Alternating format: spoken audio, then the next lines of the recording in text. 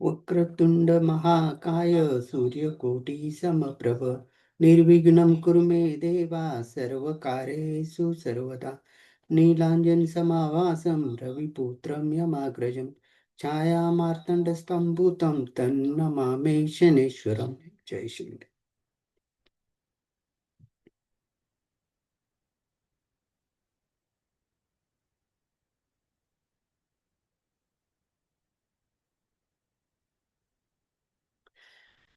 मागच्या वेळेस पण जन्मटिपण बघितलं होतं. जन्मटिपण कसं करायचं या संदर्भामध्ये आपण अवखडा चक्र यातून सर्व गोष्टी आपण समजून घेऊन जन्मटिपण कसे करायचे हे आपण बघितले होतं. असं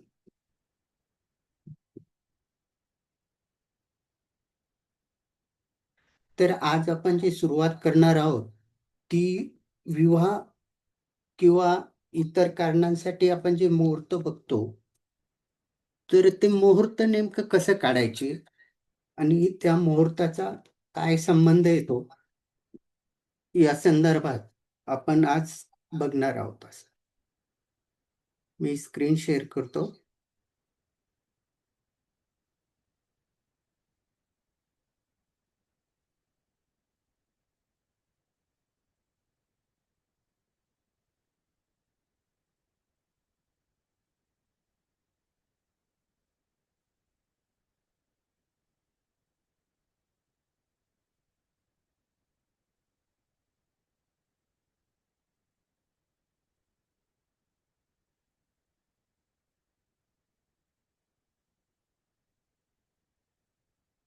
तर मुहूर्त काढणे म्हणजे नेमकं काय?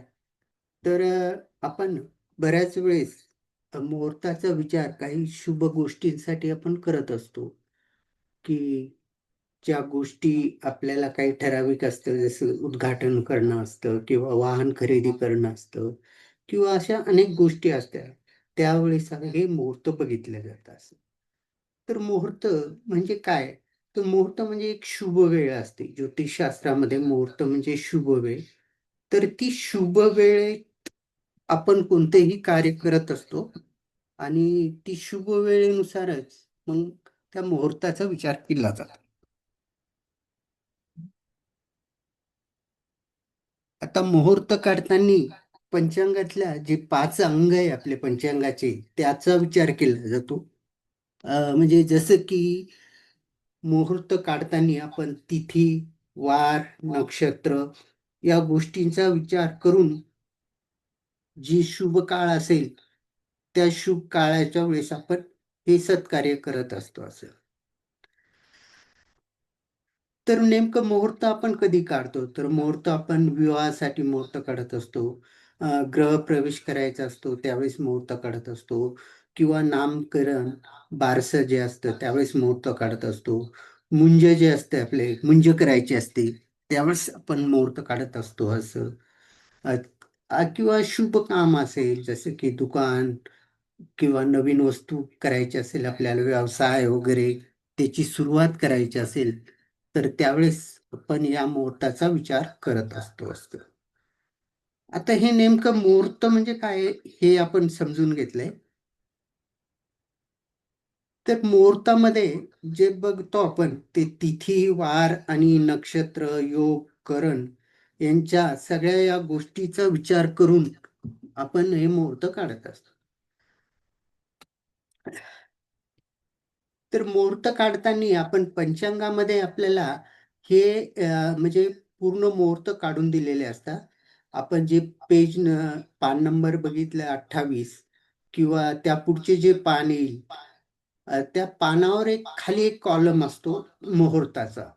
तर त्यामध्ये साखरपुड्याचे मुहूर्त असतात, डोळे जेवणाचं मुहूर्त असतं, बारशाचं मुहूर्त असतं, जावळाचं मुहूर्त असतं, गृहप्रवेश, आपण त्याला वास्तुशांती म्हणतो. ते वास्तुशांतीचं पण मुहूर्त हे आपल्याला आयते पंचांगामध्ये काढून दिलेले असतात. फक्त ते आपल्याला लाभेल की नाही लाभेल हे बघावं लागतं आणि मग त्यानुसार ती वेळ आपल्याला ठरवावं लागतं. आता तुम्ही जर पान नंबर 28 वर जर बघितलं तर तिथं साखरपुड्याचं मुहूर्त आहे. तर साखरपुड्याचं जे मुहूर्त आहे ते मार्च महिन्यामध्ये 30 तारीख आहे. त्यानंतर 18 तारीख आहे. 30 तारीख आहे, 18 तारीख आहे. म्हणजे 30 तारखेला 18 वाजेपर्यंतच मुहूर्त आहे साखरपुड्याचं. त्यानंतर एप्रिलच्या 2 तारखेला, 3 तारखेला, 6 तारखेला असे मुहूर्त आहे. त्यानंतर 10 तारखेला जे आहे ते 12 नंतर आहे. हे 12 आणि न म्हणजे त्या दिवशीची तारीख आणि त्या दिवशीची वेळ दिलेली असते. 10 तारखेला 12 नंतरचं मुहूर्त आहे. त्यानंतर 11 तारखेचं मुहूर्त आहे, 14 तारखेचं आहे, 18 तारखेचं आहे. आणि तिथे आपण जर डोळे जेवणाचा विचार केला, तर त्याचं मुहूर्त एप्रिलमध्ये 3 तारखेला दाखवलंय, 6 तारखेला आहे आणि 11 तारखेला जे दाखवलंय ते 15 नंतर म्हणजे दुपारी 3 वाजल्यानंतर हे 11 तारखेला मुहूर्त आहे. त्यानंतर 18 तारखेला जे दाखवलं आहे, ते 17 वाजेपर्यंतच आहे. जे पंचांगाचं जे घड्याळ आहे, त्याप्रमाणे 17 वाजेपर्यंतच मुहूर्त आहे. इथं न म्हणजे नंतर आणि म्हणजे पर्यंत, म्हणजे त्या दिवशी पर्यंत मुहूर्त आहे किंवा त्या दिवसानंतर मुहूर्त आहे, असा तिथे याचा विचार केला जातो. त्यानंतर बारशीचं बघितलं आपण, बारशी जेवणाचं, तर 30 मार्चमध्ये 30 तारखेला मुहूर्त आहे. एप्रिलमध्ये 2 तारखेला आहे, 6 तारखेला आहे, त्यानंतर 10 तारखेला आहे. ते 10 तारखेला जे आहे ते 12 नंतर आहे. त्यानंतर 14 तारखेला आहे, 20 तारखेला आहे. ते 20 तारखेला जे आहे ते 12 नंतर आहे. जावळाचं जर बघितलं आपण 30 मार्च, एप्रिल, एप्रिलमध्ये 3 तारखेला 7 नंतरचं आहे. 6 नंतर 6 तारीख आहे, 14 तारीख आहे, 24 तारीख आहे. तर 24 तारखेला आहे ना, ते सकाळी फक्त 11 पर्यंत आहे. आता गृहप्रवेशाचा जर विचार केला, तर मार्चमध्ये 30 तारखेला आहे, एप्रिलमध्ये 2 तारखेला आहे, पण ते सकाळी 9 नंतर आहे. त्यानंतर 3 तारखेला आहे, 5 तारखेला आहे, 10 तारखेला जे आहे ते 12 नंतर आहे आणि त्यानंतर आहे ते 14 तारीख. तर असे हे जे मुहूर्त असतात, हे मुहूर्त ऑलरेडी पंचांगामध्ये काढून दिलेले असतात. फक्त ते आपल्याला लाभेल की नाही लाभेल, हे याचा आपल्याला पडताळणी करायची असते आणि मग समोरच्या जातकाला आपल्याला सांगायचं असतं की मुहूर्त लाभेल किंवा नाही लाभेल.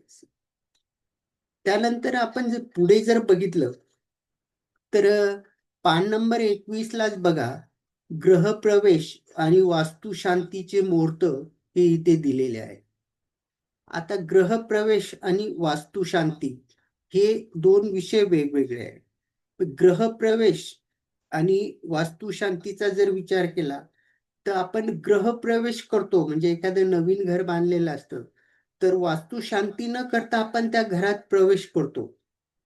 तर तो झाला ग्रहप्रवेश आणि वास्तुशांती म्हणजे आपण तिथे पूजा विधी वगैरे करतो आणि ते पूजा विधी वास्तुपुरुष पूजन वगैरे केल्याचे जो म्हणजे जो दिवस असतो, त्याला आपण वास्तुशांती म्हणतो.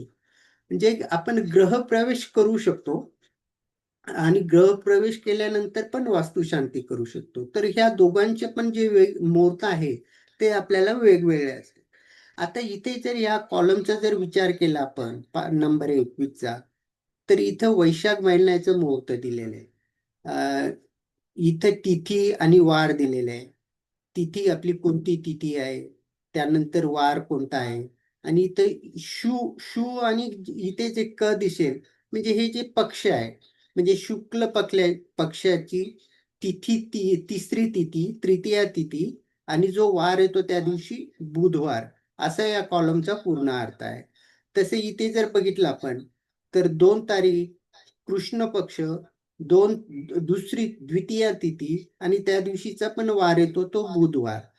तर असं हे इथे या कॉलम मध्ये आपल्याला कृष्ण पक्ष, शुक्ल पक्ष हे बघायला मिळतात. त्यानंतर इथं तृतीया, पंचमी, षष्टी या तिथी बघायला मिळतात आणि त्यानंतर इकडे जे असतं ते वार असतं. आता हा जो दुसरा कॉलम आहे, तो क आणि व्र, म्हणजे हे नेमकं काय आहे? तर इथे व्र जे दिलेलं आहे, व्र म्हणजे वृषभ, अ, जो वृषभ म्हणतो आपण, जे वृषभ राशीला जो म्हणजे जे राशीचे जसे सिम्बॉल असतात आपले, जशा आकृत्या तयार होतात, तर तशीच वृष म्हणजे एक बैल. या बैलाच्या आकृती तयार होते, म्हणून त्यावेळेस जी तिथी असते किंवा त्यावेळेस म्हणजे एक प्रकारची एक बैलाची एक आकृती असते आणि त्यावर पूर्ण हे आपले नक्षत्र वगैरे यांचा विचार केलेला असतो. आणि तसंच त्याचप्रमाणे एक कलशाची एक आकृती आहे. त्या कलशाच्या आकृतीवर पण या पूर्ण नक्षत्राचा एक विचार केलेला आहे, म्हणजे एक आकृती आहे. तर इथे फक्त आपल्याला बघायचंय की वृष आणि क म्हणजे कलश, वृष म्हणजे बैल. तर इथे फक्त हेच येईल. आणि वास्तुशांती आणि ग्रहप्रवेश यांचे जे मुहूर्त असतात, ते वृषभ म्हणजे बैल किंवा म्हणजे कलश, ह्या दोनच याच्यावर आधारित असतात किंवा हे दोनच घ्यायचे असतात. त्याच्यातला फक्त एवढाच कन्सेप्ट आहे. त्यानंतर इथं आहुती आहे. तर त्या दिवशी कशाची आहुती द्यावी, त्या त्या ग्रहांचा इथं विचार केला आहे. त्यानंतर या कॉलम मध्ये तारीख येते. तर तारीख म्हणजे हे वैशाख महिना आहे, 2025 हे वर्ष आहे. आणि इथे जे तारीख ही इंग्रजी तारीख आहे. या 30, चौथ्या महिन्याची 30 तारीख आहे.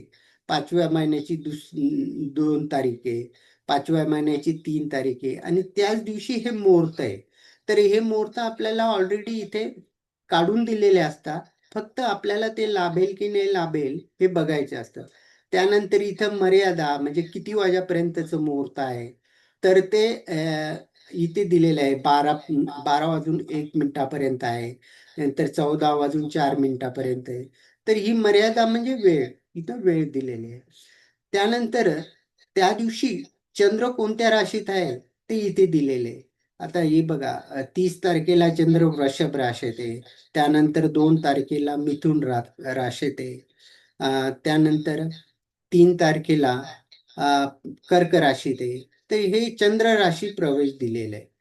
तसेच याप्रमाणे पुढे ती सर्व माहिती इथे दिलेली आहे. तर इथं ऑलरेडी काढून दिलेल्या असतात. फक्त ते आपल्याला लाभेल की नाही लाभेल हे आपल्याला पुढे बघायचे.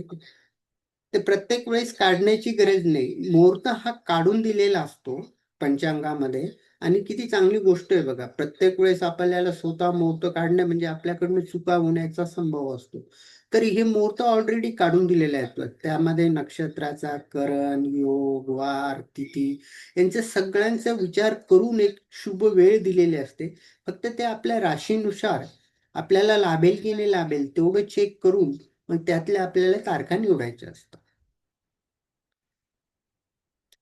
आता वास्तुशांतीच्या दिवशी जे आहे ते ग्रह प्रवेश कधी करावा हा पण एक वेळ असतो. आता वास्तुशांती असते, वास्तुशांतीची वेळ असते, पूजाला वगैरे आपण सुरुवात करतो, पूजा मोठी असते. तर सकाळी 9ला पूजा चालू झाली तर ती 2-3 तास चालते. त्यामध्ये नवचंडी, कोणी कोणी नवचंडी करतं, कोणी कोणी फक्त वास्तुशांतीच करतं. तर वास्तुशांतीच्या दिवशी गृहप्रवेश कधी करावा, तर ज्या ज्यावेळेस स्थिर लग्न असेल त्यावेळेस गृहप्रवेश करावा. आता ही स्थिर लग्न म्हणजे काय? आपण लग्न बघितले, त्यामध्ये लग्न, स्थिर लग्न जे असतं ते 2, 5, 8 आणि 11 हे जे लग्न आहे. 2 म्हणजे वृषभ, 5 म्हणजे सिंह, 8 म्हणजे वृश्चिक आणि 11 म्हणजे कुंभ. हे लग्न ज्यावेळेस असतात त्यावेळेस त्यावेळेस हा ग्रहप्रवेश करायचा असतो आपल्याला वास्तुशांतीच्या दिवशी. किंवा हे जर लग्न जर नाही मिळाले आपल्याला, त्या वेळेत नाही मिळाले, तर त्यावेळेस जे द्विस्वभावी लग्न आहे, त्या द्विस्वभावी लग्नाचा पण आपण विचार करू शकतो. जसं की 3 म्हणजे मिथुन लग्न येतं, 6 म्हणजे कन्या लग्न येतं, 9 म्हणजे धनु लग्न येतं आणि 12 म्हणजे मीन लग्न येतं. तर या लग्नाच्या वेळेस पण आपण गृहप्रवेश करू शकतो. आणि जर त्यामध्ये पण हे जर लग्न म्हणजे स्थिर लग्न जर नाही मिळाले, तर द्विस्वभावी लग्नांचा विचार करावा लागतो. पण यामध्ये चर लग्नामध्ये ग्रहप्रवेश करायचा नसतो. तर चर लग्न कोणते आहे तर 1, 4, 7 आणि 10 ही चर लग्न आहे. एक म्हणजे मेष, 4 म्हणजे कर्क, 7 म्हणजे तुला आणि त्यानंतर 10 म्हणजे मकर. तर या चर लग्नामध्ये ग्रह प्रवेश करायचा नसतो. फक्त स्थिर लग्न आणि स्थिर लग्न जर नाही मिळालं तर द्विस्वभावी लग्न या लग्नामध्ये ग्रह प्रवेश करायचा असतो.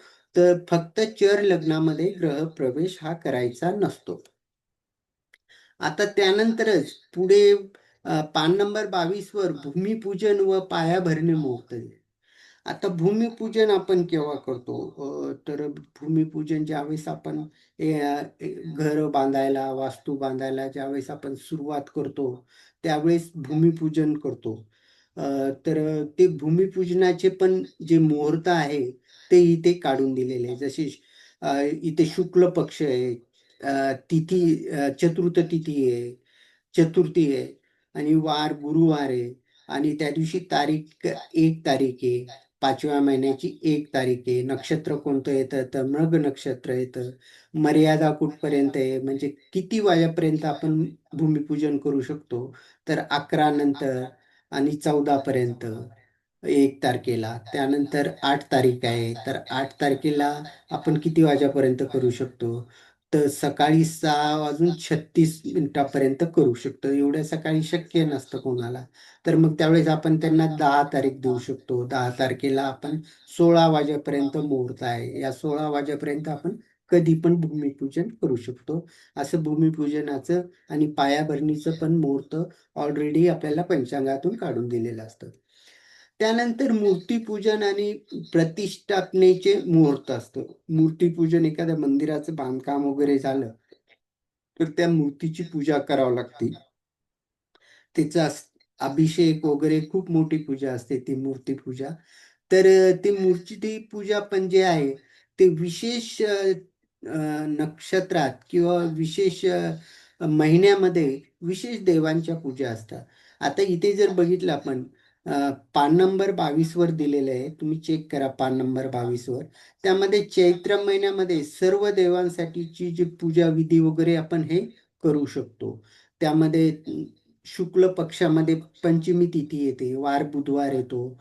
तर 2 तारीख येते आणि ते त्याचा जो वेळ आणि मर्यादा असतो म्हणजे किती वाजेपर्यंत तर 9 वाजेपर्यंत आपण करू शकतो. तर चैत्र महिन्यामध्ये सर्व देवासाठी चालते. तसंच आपण पुढे जर बघितलं तर श्रावण महिन्यामध्ये फक्त महादेव आणि विष्णू यांची पूजा विधी करता येते श्रावण महिन्यामध्ये. प्रमाणे भाद्रपद महिन्यात फक्त महादेवाची पूजा विधी करता येते. तर या पान नंबर 22 वर तुम्हाला कोणत्या देवाची पूजा कोणत्या महिन्यात करता येईल या संदर्भातले पूर्ण मुहूर्त हे दिलेले असतात.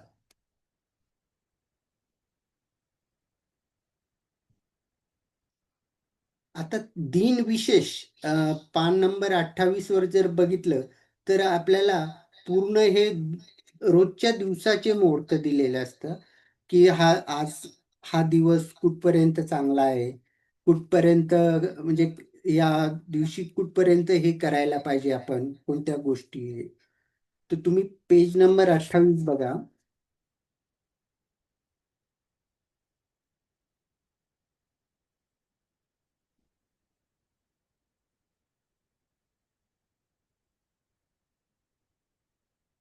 हे पेज नंबर 28 आहे. त्यामध्ये दिनविशेष असं दिलेलं असतं बघा. त्या दिनविशेषमध्ये 30 तारीख दाखवली आहे, तर शुभ दिवस आहे.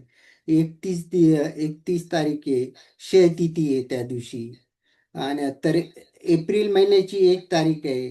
तर सकाळी 11 वाजेपर्यंतच चांगलं आहे. म्हणजे कोणतंही काम करायचं असेल, कुठे जायचं असेल त्या दिवशी, तर त्यावेळेस आपण हे छोटे-छोटे मुहूर्त तिथे करू शकतो.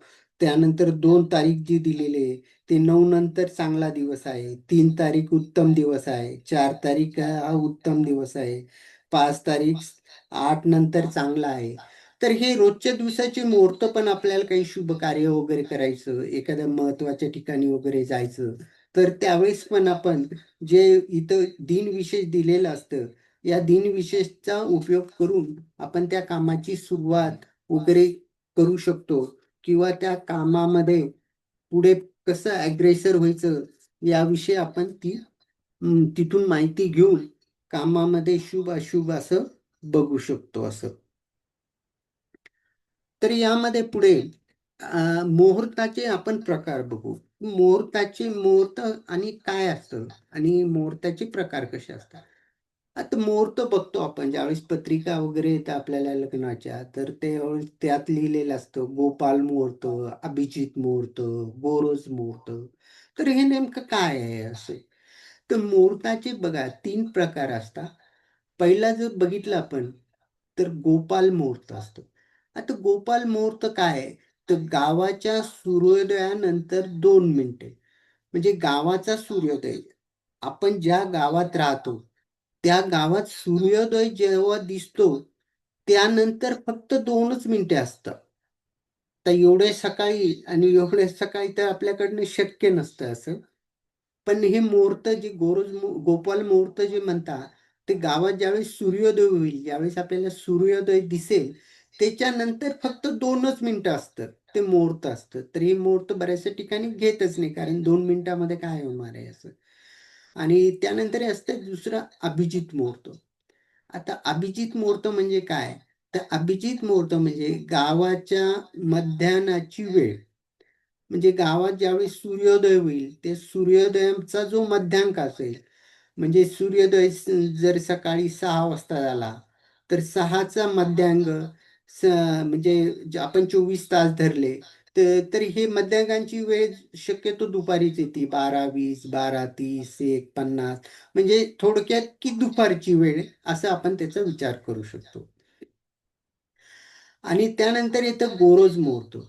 आता हे गोरोज मुहूर्त म्हणजे काय? तर गावाच्या सूर्यास्तापूर्वी 6 मिनिटे. म्हणजे आपल्या गावात ज्यावेळेस सूर्यास्त होईल, त्या सूर्यास्तापूर्वीचे जे 6 मिनिटे असतंय, तर ते 6 मिनिटं म्हणजे गोरोज मुहूर्त असतं.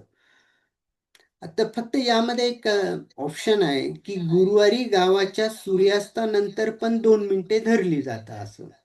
जनरली सूर्यास्तापूर्वी 6 मिनिटे धरतो आपण गावाच्या सूर्यास्तापूर्वी. पण गुरुवारी जर बघितलं आपण, तर गुरुवारी सूर्यास्तानंतर 2 मिनिटे हे जे मुहूर्त असतं, त्याला गोरोज मुहूर्त असं म्हणते. तर असे पान नंबर 19 वर याची सर्व माहिती दिलेली आहे. तुम्हाला यामध्ये आणखीन डिटेल्स माहिती जर पाहिजे असेल, तर तुम्ही पान नंबर 19 वर चेक करा. हे मुहूर्ताचे प्रकार आणि ते काय असतं, हे सर्व तिथे डिटेल दिलेलं आहे असं. आता हे मुहूर्त बघताना काही गोष्टी आपल्याला बघाव्या लागतात. त्यामध्ये सर्वात महत्त्वाचं असतं ते गुरुबल. आता गुरुबल म्हणजे काय? तर गुरु कितवा आहे, हे आपल्याला बघावं लागतं. म्हणजे की आपल्या राशीला गुरु कितवा आहे आणि गुरु सध्या कोणत्या राशीत आहे आणि त्या राशीपासून आपली राश मोजावी लागते. ती कितवी येते, त्यावर आपलं गुरुबल हे ठरत असतं. तर यामध्ये गुरु कितवा आहे, तर उत्तम गुरु जर बघितला आपण, तर दुसरा, 5वा, 7वा, 9वा आणि 11वा हे जे गुरुबल असतं, ते उत्तम गुरुबल असतं. आता यावर्षीच्या उत्तम गुरुबलाच्या जर राशी बघितल्या आपण, तर मेष, कर्क, कन्या, वृश्चिक आणि मकर या ज्या राशी आहेत, या उत्तम गुरुबलाच्या अशा राशी आहेत. तर यांना मौंज, उपनयन हे सगळे लाभते आणि या राशींना विवाहासाठी पण मुहूर्त उत्तम आहे. यांचं काही बघायची आपल्याला हे पडत नाही. पण पंचांगामध्ये दिलेलं असतं की कोणत्या राशींना उत्तम गुरुबल आहे, कोणत्या राशींना कमी गुरुबल आहे. तर ते आपल्याला पंचांगामध्ये दिलेलं असतं. याची माहिती पान नंबर 18 वर जर बघितलं आपण, तर पूर्ण डिटेल्समध्ये आपल्याला दिसेल. फक्त आपण इथे एकच लक्षात घ्यायचं आहे, की उत्तम गुरुबल जे लागतं, ते दुसरा गुरु, 5वा गुरु, 7वा गुरु आणि 9वा आणि 11वा गुरु जर असेल, तर ते आपल्याला उत्तम गुरुबल असतं. हे लक्षात ठेवणं इथं गरजेचं आहे. त्यानंतर मध्यम गुरुबल. आता पहिला गुरु, तिसरा गुरु, 6वा गुरु आणि 10वा गुरु हे जे गुरु आहे, ते हे मध्यम गुरु आहे. आपण याच्या अगोदर बघितले ते उत्तम गुरुबल आहे. आता इथं उत्तम गुरुबल असलेल्या राशी दिलेल्या आहे या वर्षीच्या. वृषभ, सिंह, धनु आणि मीन या राशींना उत्तम गुरुबल आहे. त्यांना उपनयन, मौंज हे विवाह मध्यम गुरुबल, विवाह मुहूर्तासाठी मध्यम आहे या राशींना. अं, तर अशा ज्या राशींना उत्तम गुरुबल नाही, ज्यांना मध्यम गुरुबल आहे, त्यांच्यासाठी एक उपाय करावा लागतो. तो म्हणजे गुरुच्या सुवर्ण प्रतिमेचं पूजन व दान करावं लागतं, किंवा गुरुची शांती किंवा जप करून सुद्धा मध्यम ज्यांचं गुरुबल आहे त्यांचं आपण मौंज, उपनयन किंवा विवाह हा करू शकतो. इथं कसं, जर गुरुबल उत्तम नसेल आणि विवाह आपल्याला ह्याच वर्षी करायचा आहे आणि गुरुबल जर मध्यम आहे, तर मग विवाह जर आपला होत नसेल, तर इथे काही उपाय सांगितले आहे. म्हणजे गुरुच्या सुवर्ण प्रतिमेचं पूजन किंवा दान करावं लागतं, किंवा गुरुची शांती किंवा जप हवन केले आपण, तर मग ते आपण विवाह किंवा उपनयन मौंज हे आपण करू शकतो. असं ही माहिती पण पान नंबर 18 वर डिटेल दिलेली आहे. आता ते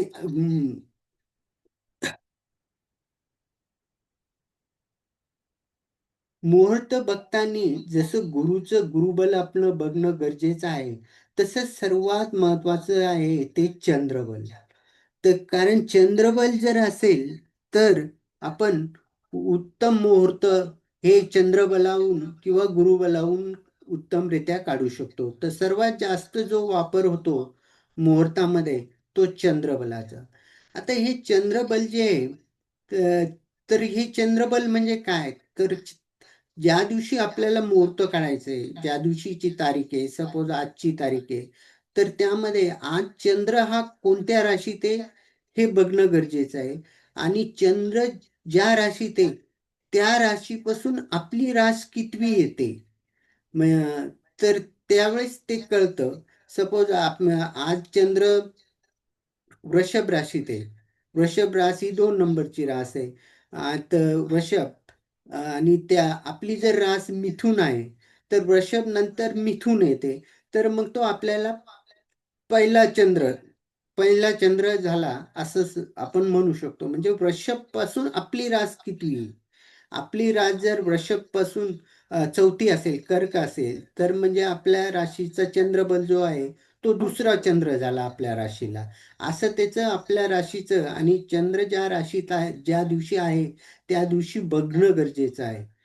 ज्या दिवसाचं आपल्याला मुहूर्त काढायचं आहे त्या दिवशी, आज चंद्र कोणत्या राशीत आहे किंवा आपली रास कोणती आहे याचा विचार करायचा नाही. आपल्याला जर 5 दिवसानंतर मुहूर्त काढायचं आहे, तर त्या 5 दिवसानंतर चंद्र कोणत्या राशीत येतो आणि तिथून पुढे आपली रास कितवी आहे याच्यावर हे चंद्रबल समजल्या जातं. तर यामध्ये पण 2 प्रकार असतात, कारण आपण बघितले 15 दिवसाचा एक आठवडा असतो. तर त्यामध्ये शुक्ल पक्ष येतं आणि कृष्ण पक्ष येतं. तर शुक्ल पक्षामध्ये पहिला, दुसरा, तिसरा, 5वा, 6वा, 7वा, 9वा, 11वा आणि 12वा हे जे चंद्र असतात ते शुभ असतात. तर हेच आपल्याला घ्यायचे असतात. फक्त शुक्ल पक्षामध्ये कोणता चंद्र चालत नाही, तर 4था, 8वा, 12वा हे घ्यायचे नसतात. तर शुक्ल पक्षाचे कोणते चंद्र घ्यायचे असतात हे पाठ करण्यापेक्षा शुक्ल पक्षामध्ये कोणते चंद्र घेऊ नये हे फक्त आपण लक्षात ठेवायचं, की 4था, 8वा आणि 12वा हे जे चंद्र आपल्या राशीपासून येईल, तो चंद्र आपल्याला शुक्ल पक्षामध्ये घ्यायचा नसतो. त्यानंतर कृष्ण पक्षामध्ये कोणते घ्यायचे, तर कृष्ण पक्षामध्ये पहिला चालतो, तिसरा चालतो, 6वा चालतो, 7वा चालतो, 10वा चालतो आणि 11वा चालतो. तर फक्त यामध्ये कृष्ण पक्षामध्ये दुसरा, 5वा, 9वा, 4था, 8वा आणि 12वा हे घेऊ नये. म्हणजे बघा इथं तर कॉमन आहे, 4, 8, 12 ते ही कॉमनच आहे. 4, 8, 12 शुक्ल पक्षामध्ये पण चालत नाही आणि कृष्ण पक्षामध्ये पण चालत नाही. फक्त मग कृष्ण पक्षामध्ये ॲडिशनल काय आहे, तर दुसरा, 5वा आणि 9वा चालतो कृष्ण पक्षामध्ये. तो शुक्ल पक्षामध्ये दुसरा, 5वा आणि 9वा चालत नाही. तर कृष्ण पक्षामध्ये ही सोपी पद्धत आहे लक्षात ठेवायची, की 4, 8 आणि 12 हा चंद्र कोणालाच चालत नाही. फक्त त्यानंतरचे शुक्ल पक्षामध्ये सगळ्यांना चालतात आणि कृष्ण पक्षामध्ये ते 4, 8, 12 घ्यायचेच नाही. फक्त 2, 5 आणि 9 हा पण चालत नाही. तर अशा रीतीने आपण इथे लक्षात ठेवू शकतो. आता त्यानंतर जर बघितलं आपण, आता पान नंबर 18 वर बघितलं आपण, तर 14 मे 2000 पर्यंत गुरु वृषभ राशीत आहे. इथं गुरु पालट दिलेले आहे. तुम्ही हे पेज बघा, इथं गुरु पालट, शनी पालट याची सविस्तर माहिती वगैरे दिलेली आहे. तर या वर्षी जे आहे ना, 14 मे 2000 पर्यंत गुरु वृषभ राशीत गुरु वृषभ राशीत या कालावधीत ज्यांना मुलांची मुंज करायची आहे असेल, त्यांनी त्यांची जन्मराशी मेष, कर्क, कन्या, वृश्चिक, मकर यापैकी कोणतीही असेल तर उत्तम गुरुबल असल्याने मुंज लाभते. तर ज्यावेळेस आपण हे मौंजची जी तारखा काढून दिलेल्या आहे याच्या मुहूर्ताच्या, त्या आपण इथं चेक करायचं. म्हणजे आपली रात जर मेष, कर्क, कन्या, वृश्चिक आणि मकर यापैकी कोणतीही असेल तर ते उत्तम गुरुबल आहे. पण ते केव्हा? 14 मे 2000 पर्यंत. तर या काळात जर कोणाला करायचे असतील तर त्यावेळेस इथे बघितले असेल त्यांनी, ज्यांची रास मेष, कर्क, कन्या, वृश्चिक, मकर यापैकी कोणतीही रास असेल त्यांचं उत्तम गुरुबल आहे. त्यामुळे त्यांना मौंज लाभते. पण मग मौंज त्यावेळेस ते मौंज करू शकता. परत तिथं पुढे दिलेलं आहे, वृषभ, सिंह, धनु, मीन यापैकी कोणतीही राशी असेल तर गुरुबल मध्यम आहे. म्हणजे या राशींना वृषभ, सिंह, धनु, मीन अ, यापैकी ज्यांची रास असेल त्यांना मध्यम गुरुबल इथं असं दिलेलं आहे. गुरुबल असल्याने गुरुच्या सुवर्ण प्रतिमेचे पूजन व दान करून मुंज करता येईल. आपण मागेच बघितलं, की जर मध्यम गुरुबल जर असेल, तर गुरुचं आपण दान, हवन, पूजन वगैरे केलं, तर त्यावेळेस ते आपल्याला तो विधी आपल्याला माणसा हा करता येतो, असं इथे दिलेलं आहे असं. त्यानंतर तिथे जर बघितलं आपण, तर दुसरा पालट होतो.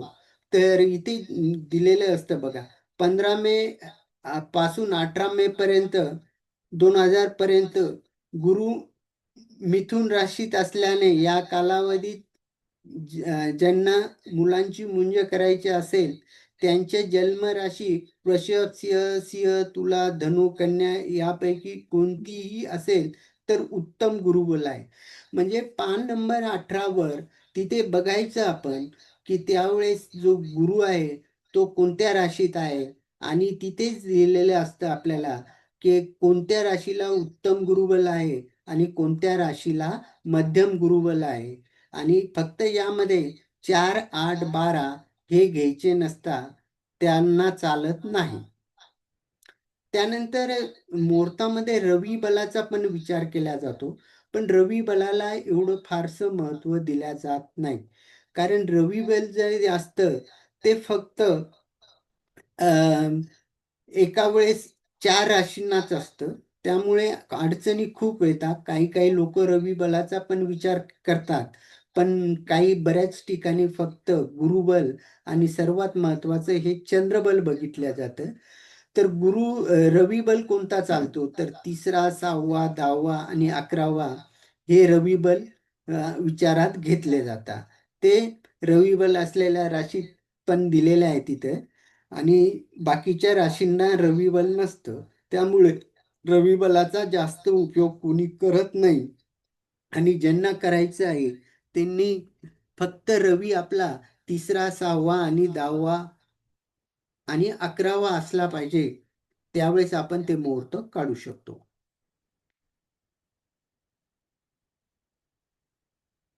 आता आपण मुहूर्त बघितले की ऑलरेडी मुहूर्त काढून दिलेले असतात असं.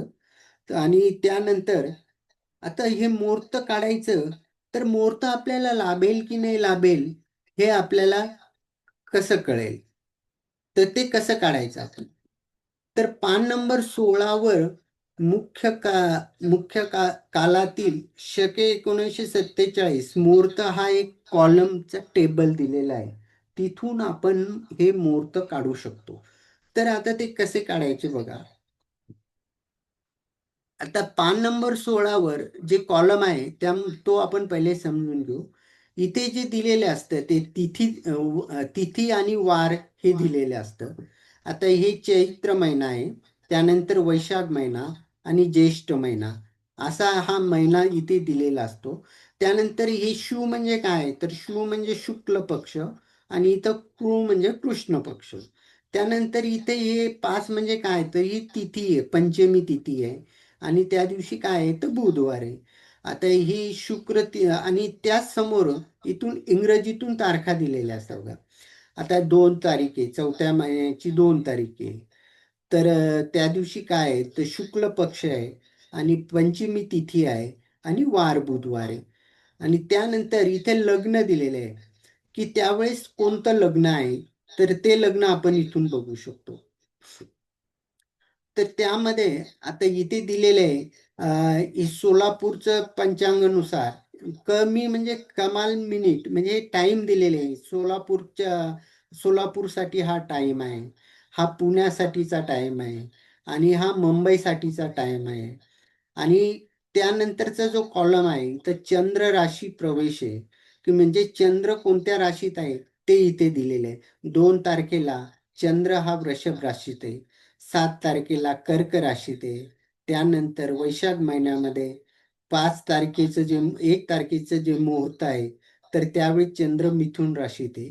तर असा ह्या आपण टेबलाचा विचार करू शकतो आणि यावरून आपल्याला मुहूर्त काढायचं असतं. आता हे मुहूर्त नेमकं कसं काढायचं आपण? तर समजा आपण जर बघितलं की आपली रास वृषभ आहे.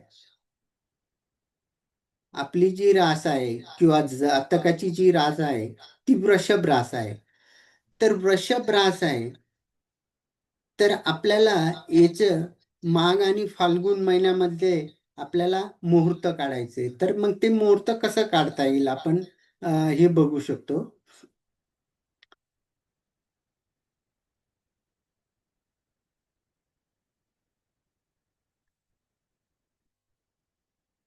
आता इथे जर बघितलं आपण सपोज 4 तारखेचं आपल्याला मुहूर्त काढायचंय, तर 4 तारखेला जो आहे अ, 4 तारखेला सिंह राशीत चंद्र येतो बघा.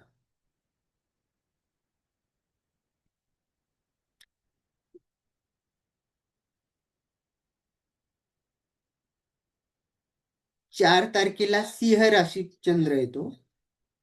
तर सिंह राशीत चंद्र आहे, तर आपली जी रास समोर आपण जर जातकाची जी रास धरली, तर ती वृषभ रास आहे.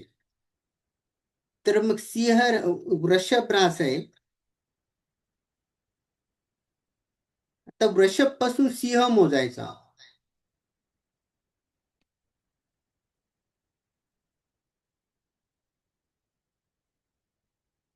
हा, इथे बघू आपण.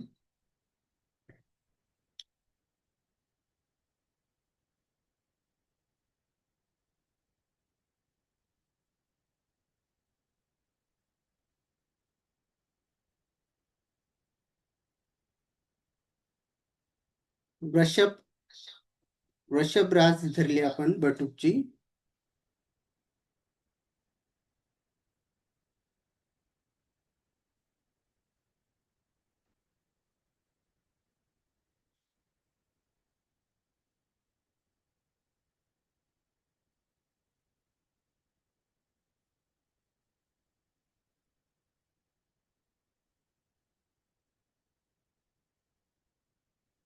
आवाज येतोय का माझा? हा, वृषभ रास आहे. तर 4 तारखेचा जर विचार केला तर सिंह राशीत चंद्र आहे. आणि सिंह सिंह राशीत चंद्र आहे आणि बटूची जी रास आहे ती वृषभ आहे. तर वृषभ, मिथुन, कर्क आणि सिंह. तर इथे जे येतो 4 तारखेला तो चौथा चंद्र येतो. तर चौथा चंद्र येतो. त्यानंतर आपण जर 6 तारखेचा विचार केला तर कन्या रास आहे. तर कन्या राशीमधून आपण जर कन्या रास वृषभ पासून जर कन्याचा विचार केला तर ती 5वी येते, म्हणजे 5वा चंद्र येतो. आणि त्यानंतर अ, इथे 22 तारखेचा जर विचार केला आपण फाल्गुन महिन्यामध्ये, तर 22 तारखेला मेष राशीत चंद्र आहे. तर मेष आणि वृषभ, तर वृषभ पासून जर मोजायला सुरुवात केली आपण, तर मेष पर्यंत तर ती 12वा चंद्र येतो. त्यानंतर 26 रास आहे.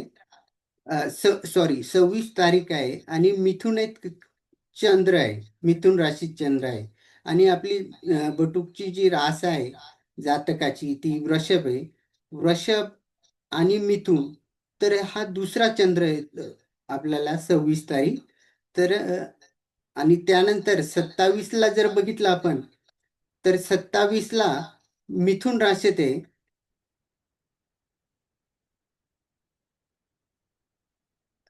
मिथुन राशीत चंद्र आहे. तर मग 27 मिथुन, वृषभ आणि मिथुन इथे दुसरा चंद्र येतो. त्यानंतर 27ला पण मिथुन राशीत चंद्र आहे. इथं पण दुसरा चंद्र येतो. आणि त्यानंतर 5 तारीख जर बघितली आपण, तर 5 तारखेला कन्या राशीत आहे. तर वृषभ पासून कन्या रास म्हणजे इथं 5वा चंद्र येतो. आणि त्यानंतर 8 तारीख आहे. तर 8 तारखेला तुला राशीमध्ये हे आहे.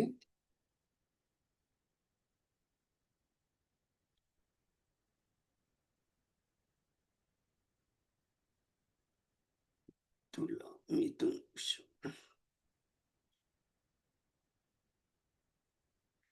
तर अशा ठिकाणी आपण इथे विचार करू शकतो. आता जर आपण जर बघितलं, तर हा जो चौथा जो चंद्र येतो 4 तारखेला, तर तो कृष्ण पक्षात येतो. तर कृष्ण पक्षाची तारीख आहे ती. आणि तो चौथा चंद्र दिलेला आहे. तर आपण कृष्ण पक्षामध्ये चौथा चंद्र बघू चालतोय की नाही चालत. इथे आपण जे गुरुबल दिलं होतं, चंद्रबल.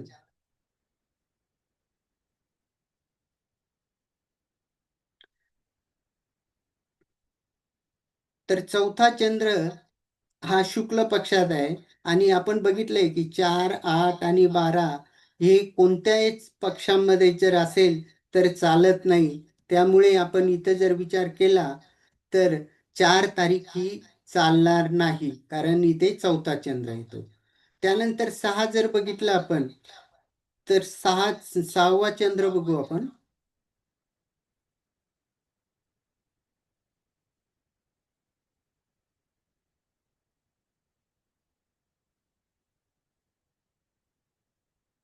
इथे शुक्ल पक्षामध्ये 6वा चालतो.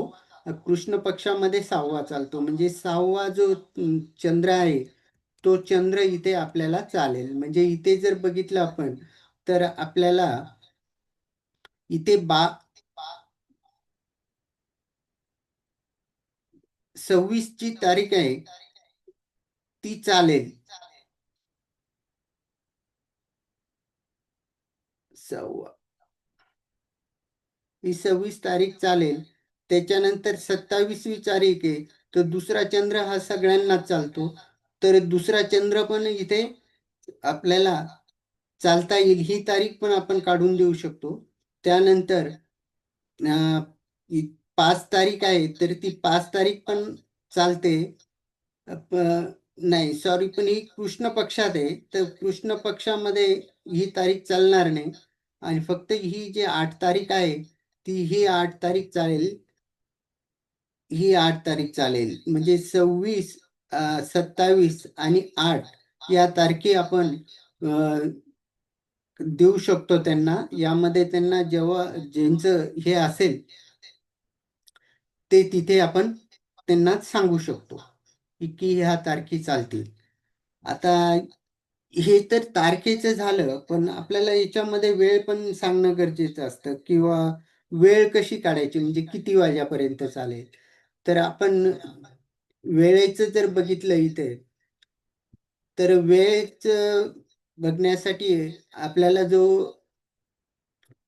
मुहूर्त जे काढायचा असतो, ते इथं अम, वेळ दिलेली आहे. ती सोलापूर, मुंबई आणि यांची वेळ दिलेली आहे.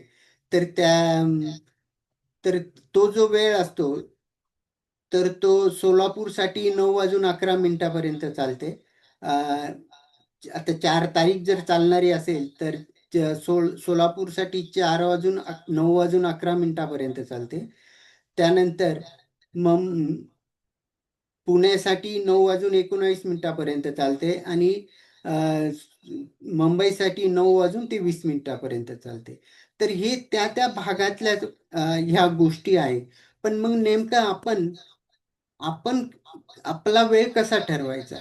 तर यामध्ये पंचांगामध्ये पान नंबर 98 वर एक कोष्टक आहे. पान नंबर 98 काढायचं.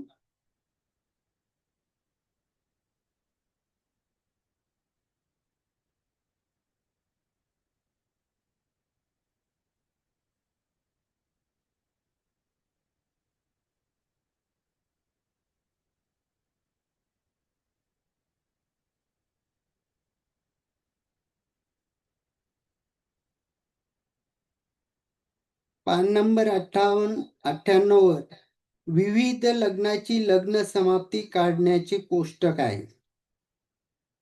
तर त्यामध्ये तालुक्यातले, गावाचे आणि मोठ्या मोठ्या शहरांचे हे नाव दिलेले असतात.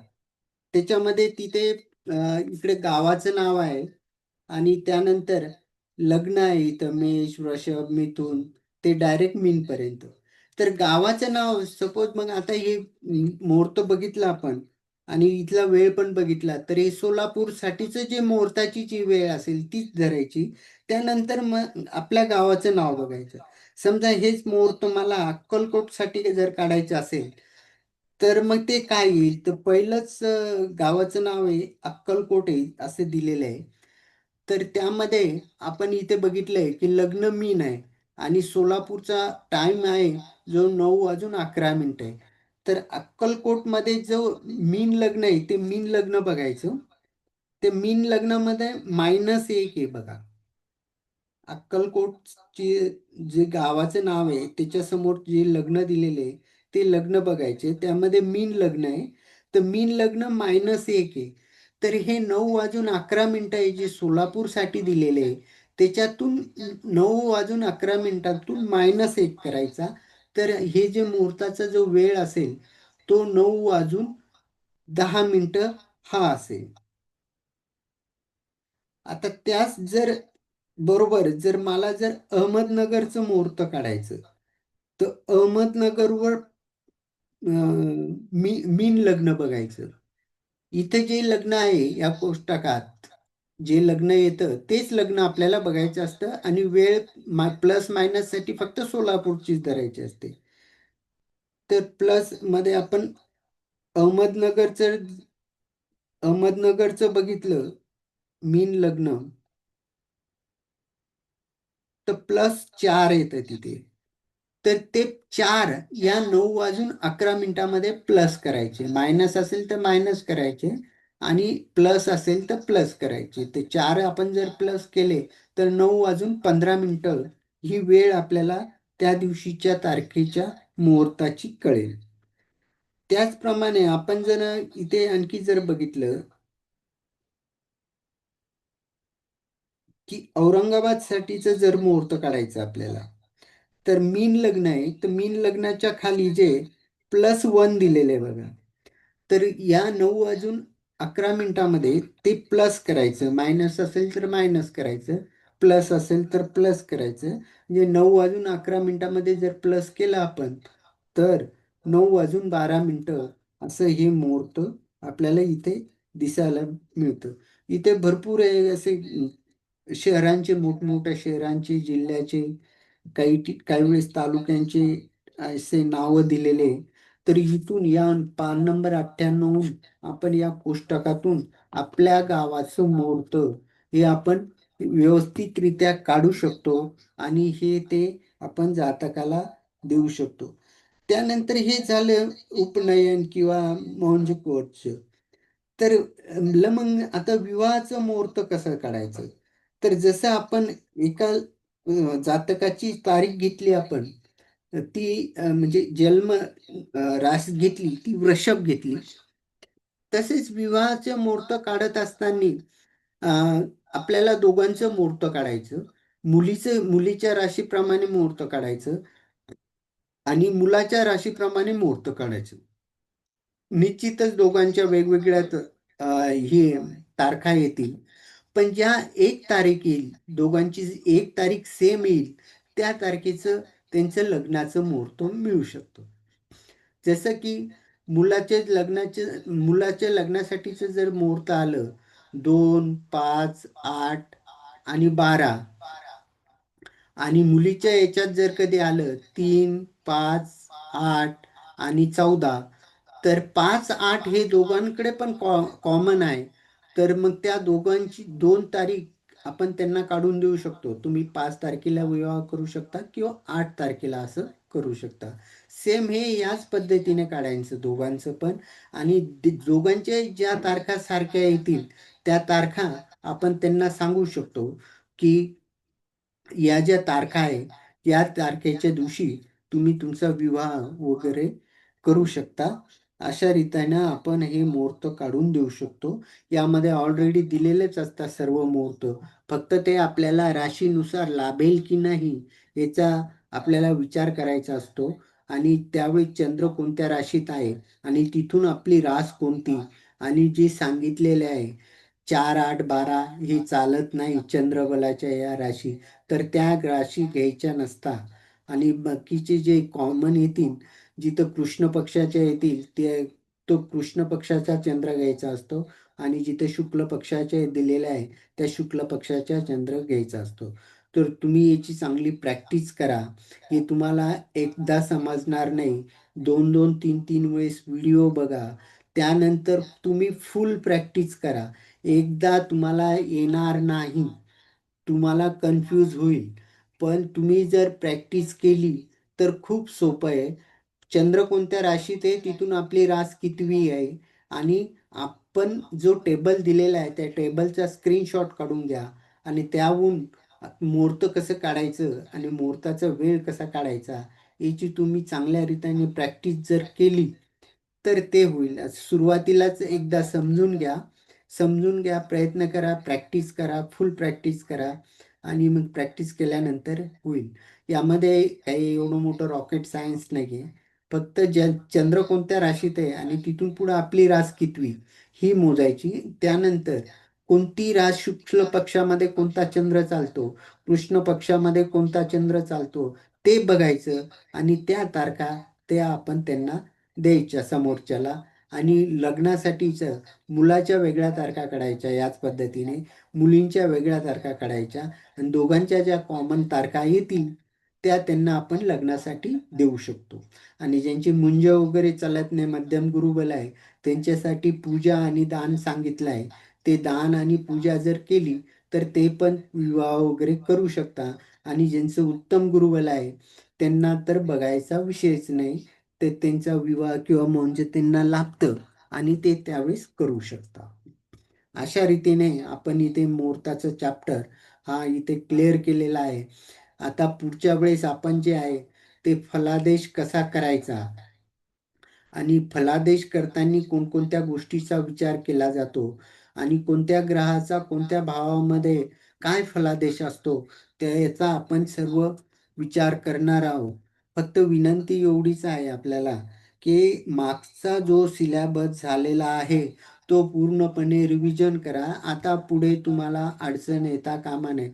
प्रत्येक भावाचे कारक तत्व, राशीचे कारक तत्व, त्यानंतर ग्रहांचे कारक तत्व, त्यानंतर ग्रहाची उच्चता नीचता, ग्रह कोणत्या भावामध्ये कसा फल देतो हे तुम्हाला सांगितलं आहे. आणि त्यानंतर ग्रहांचे मित्र आणि शत्रू या सगळ्या गोष्टीचा आपल्याला अभ्यास असणं गरजेचं आहे. आणि आपण हे पूर्ण इथे बेसिकमध्ये कव्हर केलेलं आहे. पुढे जे येणार आहे आपल्याला, जे आपण शिकलोय त्यालाच आपल्याला पुढे कसं त्याचं फलादेशामध्ये रूपांतर करायचं, त्यासाठी आपलं हे बेसिकचं नॉलेज असणं गरजेचं आहे. त्यामुळे व्यवस्थितरित्या राशी, राशी स्वामी, भाव यांचा पाठांतर करा. आणि ते आपल्याला पुढच्या क्लासपासून आपण ते चालू करणार आहोत. तर त्यामुळे व्यवस्थित अभ्यास करा आणि सर्वांना विनंती आहे की जेवढ्यांना होता होईल तेवढ्यांनी जॉईंट व्हा. इथून पुढे क्लास फास्ट चालेल आणि मी प्रत्येक सिलेबस कव्हर करणार आहे. त्यामुळे गरज जर पडली तर मध्ये मध्ये पण एखाद दोन एक्स्ट्रा आपण क्लास घेऊ, कारण आपला क्लास भरपूर डिस्टर्ब झालेला आहे. त्यामुळे क्लासवर लक्ष द्या. आणि जो शिकवलंय त्याचे व्हिडिओ 3-3 वेळेस बघा, प्रॅक्टिस करा. मी नुसतं शिकवत पुढं चालले जाईल, तुम्ही अभ्यास करणं गरजेचं आहे. त्यावेळेस तुम्हाला समजेल. इथे आपण अशा रीतीने या ठिकाणी थांबायला काही हरकत नाही. आजच्या क्लासमध्ये कोणीही नसताना सुद्धा मी क्लास घेतलाय.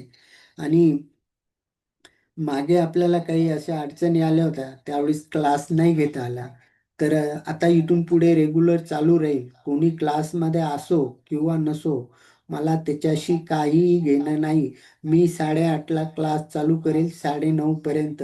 तुम्ही अभ्यास करणं गरजेचं आहे. परत मला क्लेम करू नका की सर मला समजलं नाही आणि मला हे झालं नाही. कारण तुम्ही जर मला आज मी शिकवलं ते जर तुम्ही मला 15 दिवसानंतर विचारलं तर मला 15 दिवसानंतर पण कळणार नाही की मी त्या दिवशी काय शिकवलंय. त्यामुळे रोजच्या रोज व्हिडिओ बघा, नोट्स काढा आणि रोज नाही समजलं त्याचा मेसेज करा, कॉल करा. तिथल्या तिथं 2 दिवसाच्या आत विचारत जा.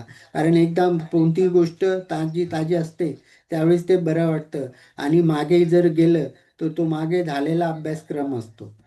त्यामुळे अभ्यासावर लक्ष द्या आणि क्लासमध्ये हजर राहण्याचा प्रयत्न करा.